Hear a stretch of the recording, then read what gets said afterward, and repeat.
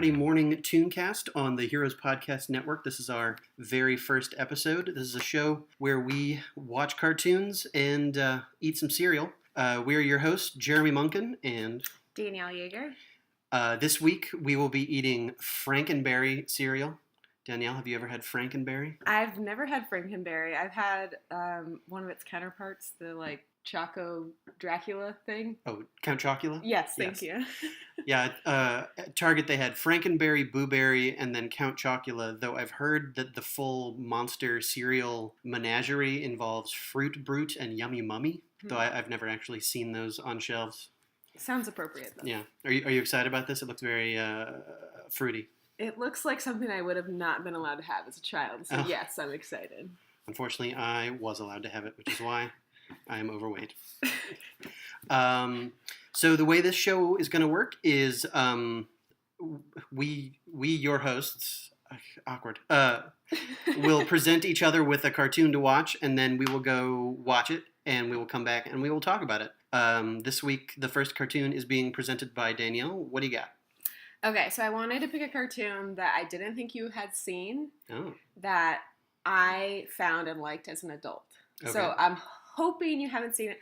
Plus, I want it to be in theme with the month of October, which obviously the cereal is, so it's appropriate. So I am bringing to the table Mona the Vampire. Mona, I have not seen Mona the Vampire. Okay, perfect. Okay, so I guess we will cut now and be back in a minute after having watched it. Or do you want to present some info about it first? Depends. How do you want to do it? Let's do info up top before we watch, and then we can come back and talk about it. Okay. So, Mona the Vampire, the reason you probably haven't seen it is it's Canadian. Oh, there you go. So, I think it was in French and English. So I ended up finding it on Netflix a few years ago. It's not on there anymore, at least not currently, but from what I could tell, it had been on Nickelodeon in the UK, and it's been on the BBC, but in America it was on PBS, which we get a lot of shows from other countries on PBS, especially kids shows. So it was originally based on a book series, a Canadian book series. Okay. And I wasn't really familiar with any of the voice actors, mostly probably because they are Canadian, and I'm not as familiar with Canadian shows. But the main actress who plays Mona, she has done some work on Are You Afraid of the Dark? And then another voice actor has done some stuff on Arthur and Caillou, which are some other PBS shows. So. And when was this on the air? So it aired. The first air was 1999, and it had 5 seasons. Oh, wow. So early 2000s. Mm-hmm. And what I'm most excited to share with you is they have an incredible theme song. Okay. And the composer or whatever, Judith Henderson, she also did Arthur's opening theme song, which I think is great. The Busy World of Richard Scarry, Are You Afraid of the Dark? She did a lot of composing on Are You Afraid of the Dark? So, I'm hoping you'll be impressed with the song because it's legit. Well, let's go watch. All right. And we're back. So that was interesting. So I just randomly picked an episode. I didn't realize it was the last episode of the whole series. So it might not be in the peak time for the series. Just as a caveat. I'll have to assume they ran out of ideas. Very interesting opening title, as you said. Very soulful. Yeah. For the a very white cartoon. Kind of an odd juxtaposition. I don't know. She's a soulful kid. She's a vampire. She probably takes the souls from other people. Except she's not a vampire.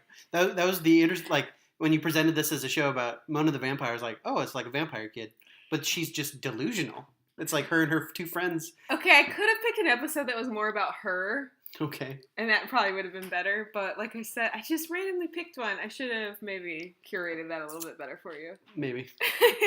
There are episodes that explain her being a vampire more. But she's not a vampire. She is an apprentice vampire. Who's she apprenticing under? Is there a master vampire that she's a thrall of?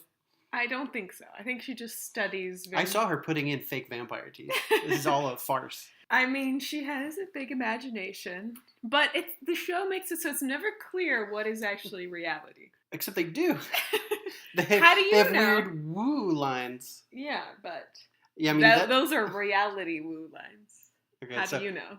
So it was 2 different cartoons. 2 episodes. It's like, multi-part Nicktoon style. So first one was Medusa's Revenge, where a woman stages a one-woman show in a local theater where she's Medusa, and she just kind of yells about being Medusa on stage, and has weird hair but dresses like she was normal. Yeah.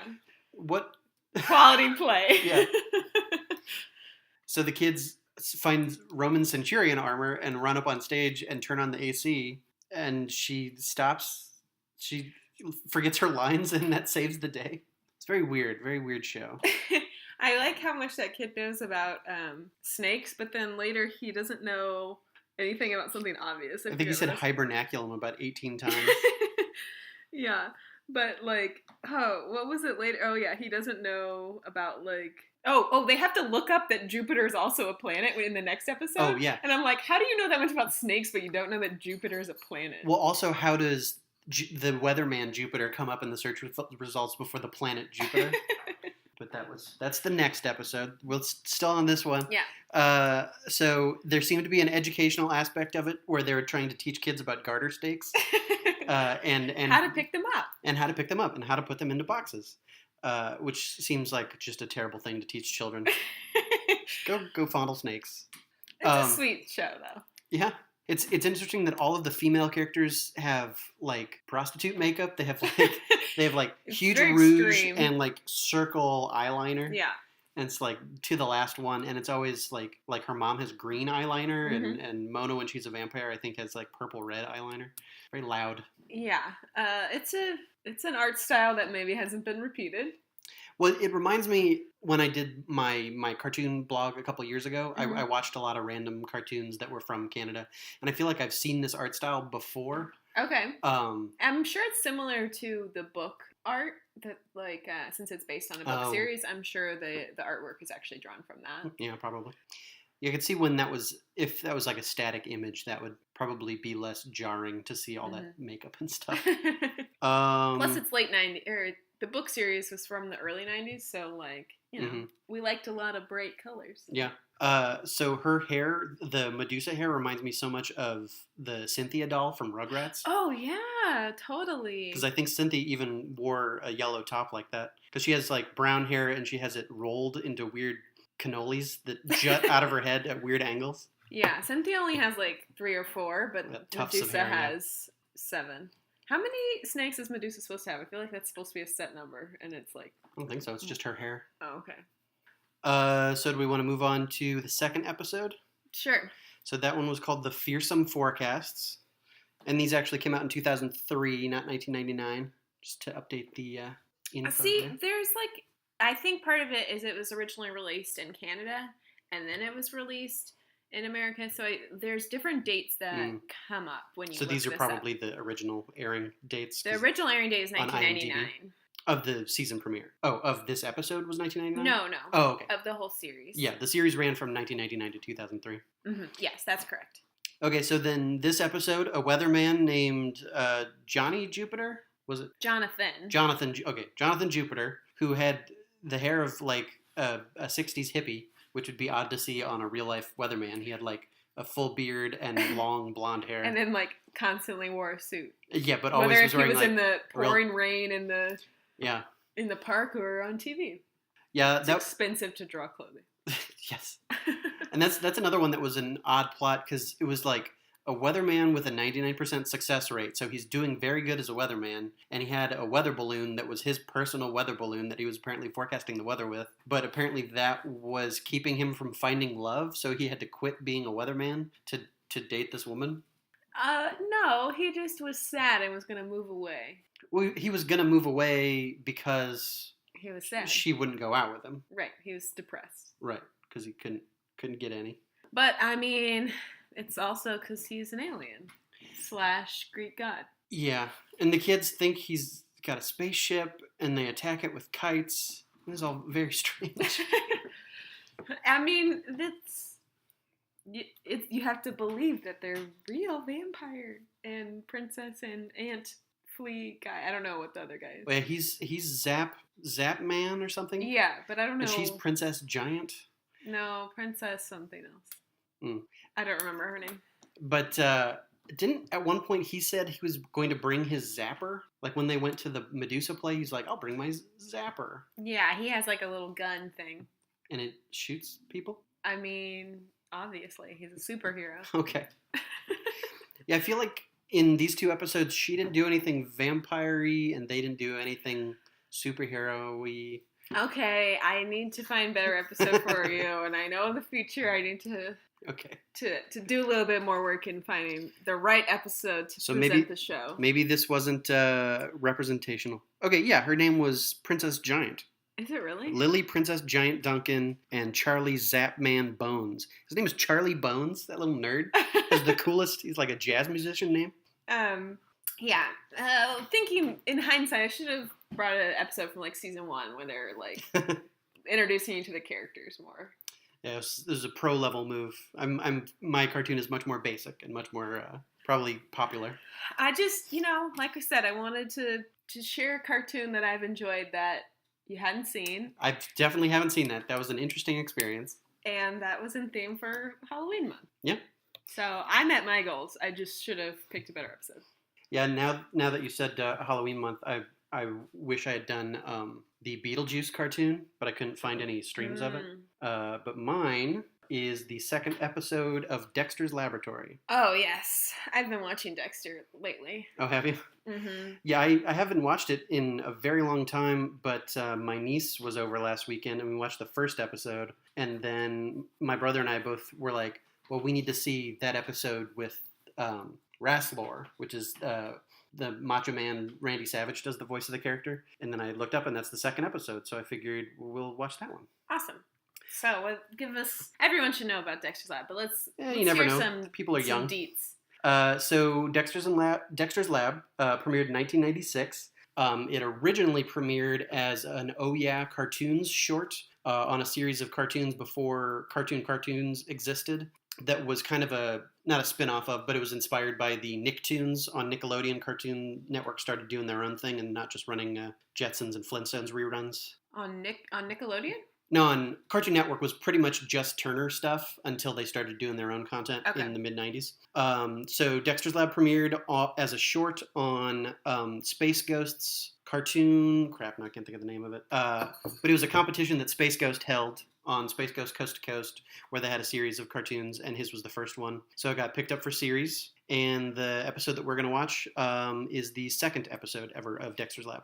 All right, so tell me a little bit about the voice actors. I don't know anything about Dexter's, the voice actors. Obviously, we've got Dee Dee's got the really high, annoying voice. Yes, Christine Cavanaugh is Dexter, and she was also Tommy Pickles. And she was Babe the Pig, and she was Gosselin from Darkwing Duck. So she's really big. Yeah, she also a superstar. Was on Friends for a little while as a real person. As a real person? Yeah. And she has this like baby voice in real life. Yeah. She definitely sounds like Tommy Pickles. Yeah. Frank Welker is Monkey. He's famous throughout all cartoons for being he does animal sounds. And like he was big on all of the Futurama and all that, but he actually did the voice of Nibbler as well. Oh, nice. Futurama. And like I said, Randy Savage is in that episode. There's also, let's see here, for the actual cast. Randy Savage is Rasslor. Rob Paulson plays a couple of the bullies in the first Dexter's episode. Rob Paulson, who is Yakka Warner. Oh, okay. And a million other things. Yeah. I mean, Rob Paulson's also a legend. Tom Kenny plays Val Hallen, who's the guitar-playing hero from the Dexter's Lab short. Right. With the very tiny crop top. Yes. Tank top. And Tom Kenny, of course, is SpongeBob and the Ice King from Adventure Time and a million other things. So let's watch it. All right.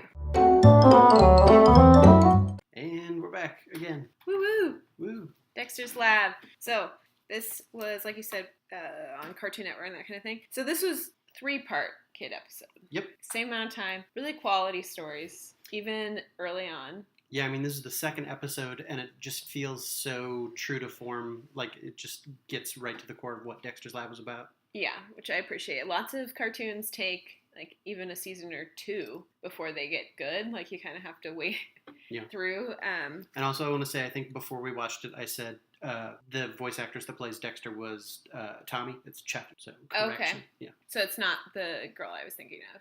No, it's Christine Cavanaugh. Okay. Do you know who I was thinking of? You were thinking of plays Tommy. Look it up. Because she does tons of voices, and she is the one that I was thinking of that has like the baby voice.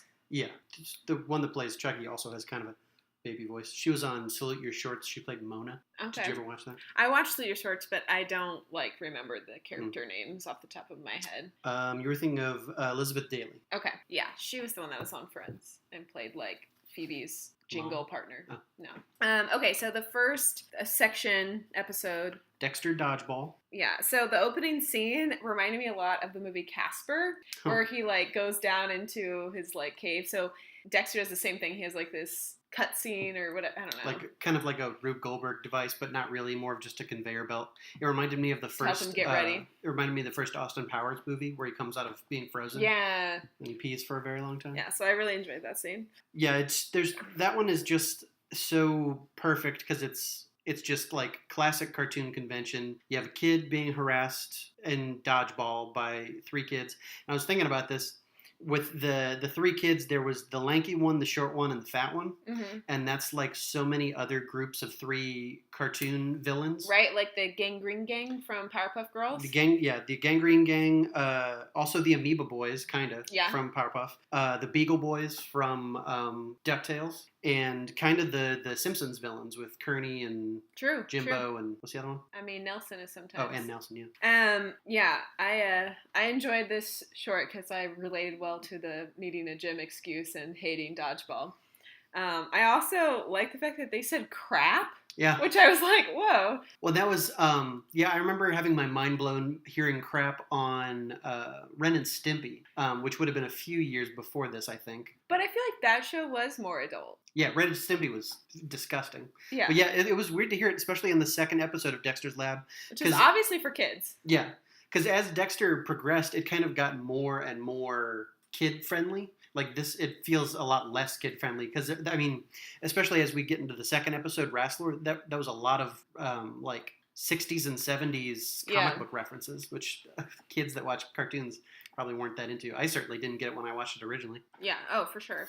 I also liked all of the little meta jokes, like the ball was like defying physics, and then they show Dexter like reading a physics book as he gets hit. Like, they know that they're using the cartoon stuff. So like what this episode really reminded me of was basically like an upgraded Coyote, Roadrunner, or like Acme. Yeah, definitely. Like, so he makes all this crazy suit to fight back. And yeah, there's something just very classic about like the beats they're trying to hit, because they also do that Air Jordan reference where he pulls out the suit and then he dunks one of the kids and he sticks his tongue out. And that's like a classic 90s basketball shot.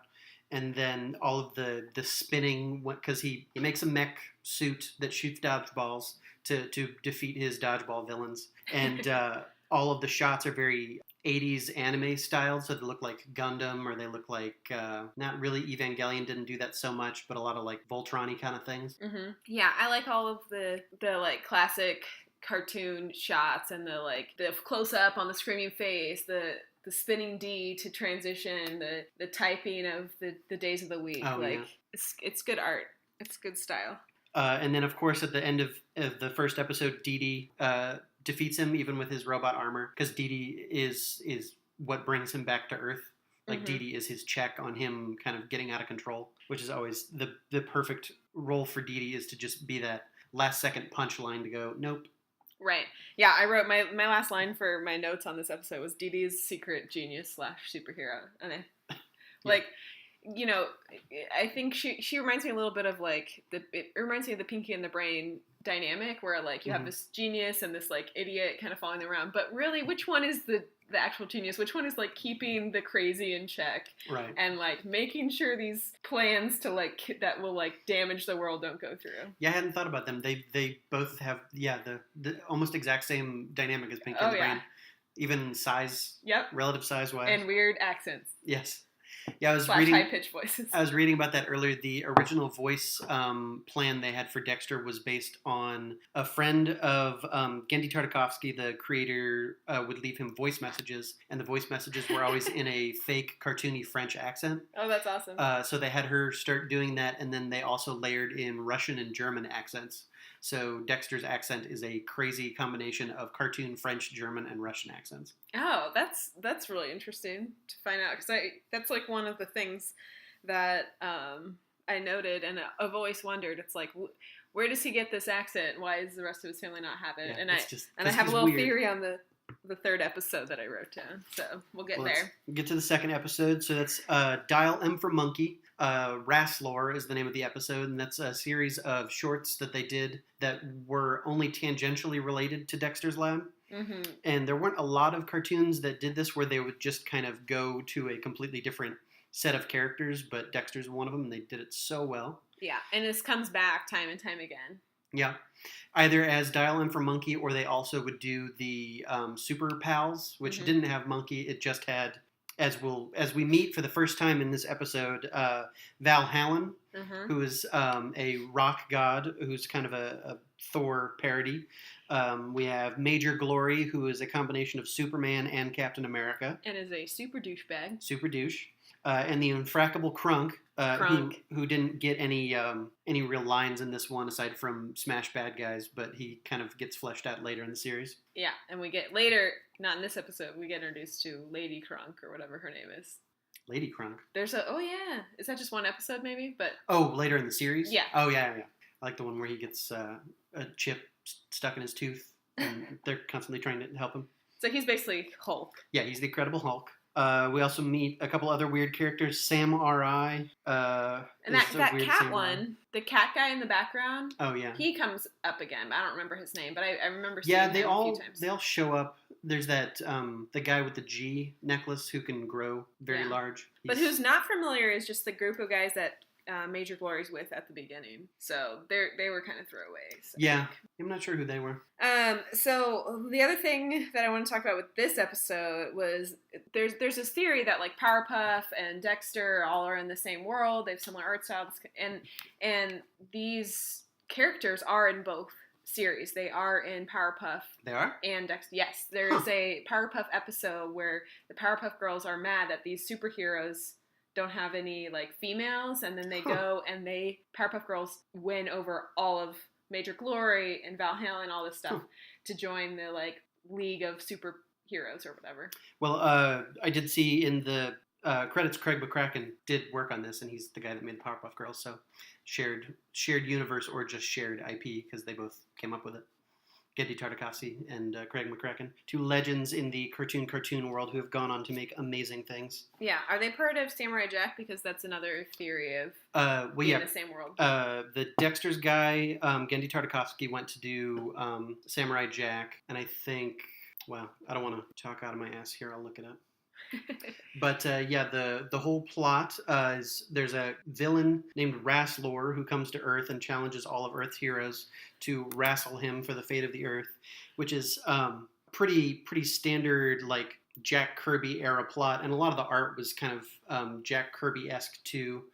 So he was kind of like a combination between Magog of Warworld in DC, who is like a Superman villain, and then just straight up Galactus from Fantastic Four. Yeah, I thought that the theme of this was fitting for our Mona the Vampire episode, because it basically was like, hey, yeah, Greek gods / aliens. Yeah. Like, he has the Colosseum / UFO fly in. I was like, this is perfect. We, like, synced up our episode somehow. Sure.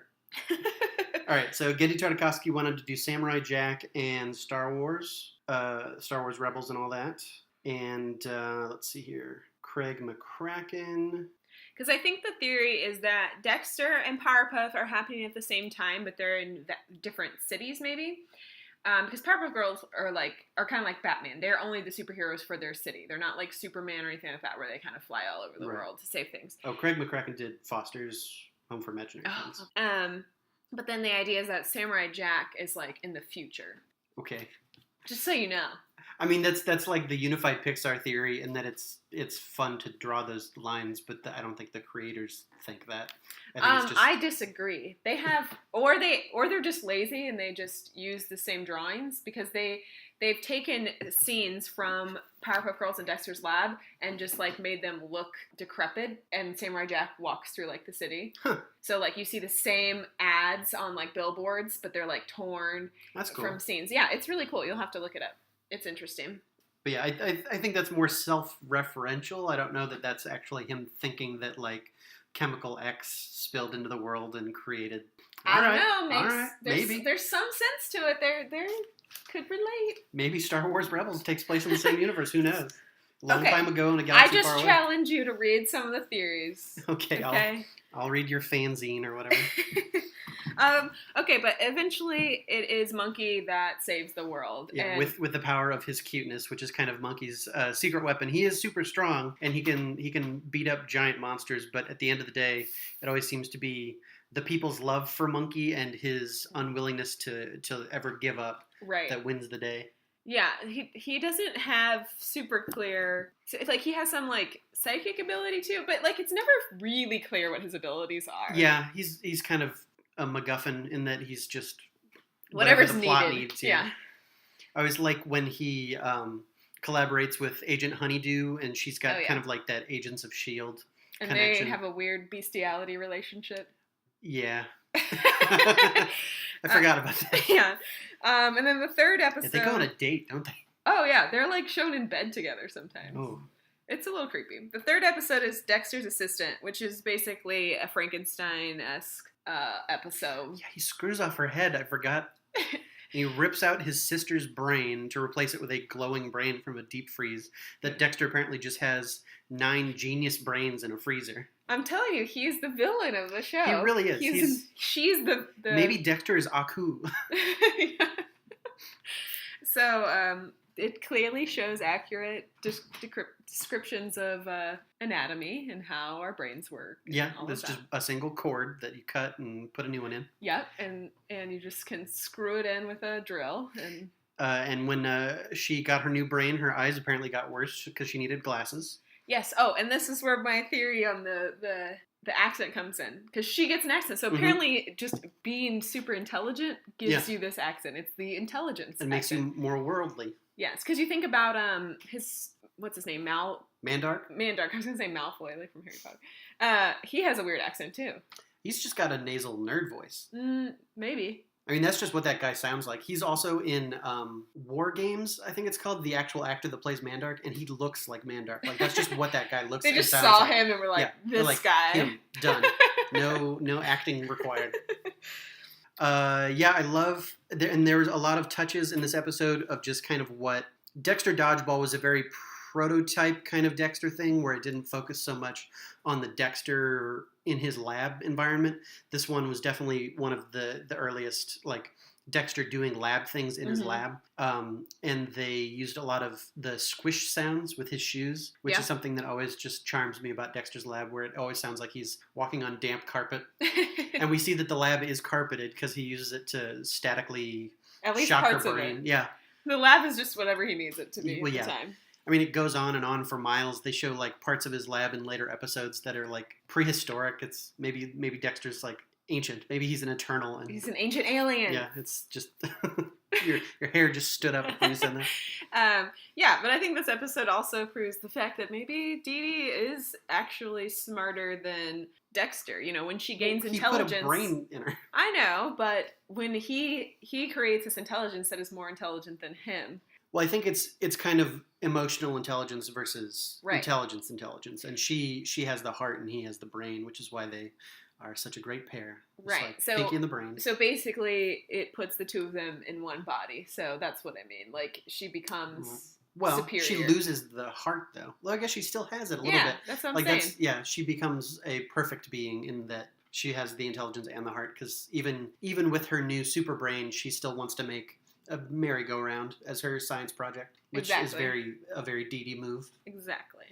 And for true cartoon character, like they don't resolve it at the end, but the next episode Yeah, I mean goes back to normal. That's a great thing about Dexter is that they can blow up the world and just like everyone can be dead and gone and it doesn't matter because they just reset to 1. Yeah, it's very episodic. Well, those are our tunes. We want to talk about cereal now. Yeah, so we had the Frankenberry, like we mentioned earlier, which I had never had. You had it, correct? No, I actually haven't. Oh, okay, so brand new to both of us. Yeah, with monster marshmallows. Very in theme for Halloween month. Yeah. It was fine. I don't know. I mean the actual like non-marshmallow cereal pieces were kind of fruity, but not super fruity. Yeah, I was expecting it to be sweeter. Yeah, I was actually impressed that it wasn't like sickening flavor. Like it was a good flavor. Good strawberry flavor. They kind of held back. I feel like when I was the age in the actual 90s, these cereals were like make the milk super sweet. Like I feel like they were just everything was dripping with sugar. Turn pink and stuff. Yeah, but I mean. Yeah, they've probably changed since then to try to appease. Since they actually have to post nutritional information. But I also enjoy the art. I don't really get what the little pieces, like they're supposed to be Frankenstein faces, and they look like pig noses to me. They do look like pig noses, but I think it's the same shape for Count Chocula and Blueberry. Oh, really? So I don't know if it's actually supposed to be. Are they supposed to be ghosts or something, maybe? I don't know. Maybe that's just a... Because I could see them looking similar to the ghosts in the, like, Pac-Man type of thing. Yeah, if you turn them in the jagged parts on the bottom, yeah, maybe they're ghosts. Yeah. I mean, it's Count Chocula. It's the shape of Count Chocula, and these are two, I think, is Count Chocula an all-the-time cereal? I actually don't know. I feel like that's the one I see the most. But... yeah, so next week I will pick out a cereal. Yep. And I'll try to do better at picking out my episode. Although I really wanted to share Mona the Vampire with you. Yeah. I just should have picked a better episode to represent it better. It's hard, though, to pull one episode out of a show. I mean, it's at some point it comes down to just rolling the dice and deciding what you want to watch. But, we're still figuring this out. Yep. So if you want to watch the ones that we watched, Dexter is on Hulu, and Mona the Vampire is pirated on the internet. Yeah, you can find it on YouTube. Like you can find anything on YouTube mostly, but yeah, it used to be on Netflix. Maybe we'll come back, but YouTube for now. Yep.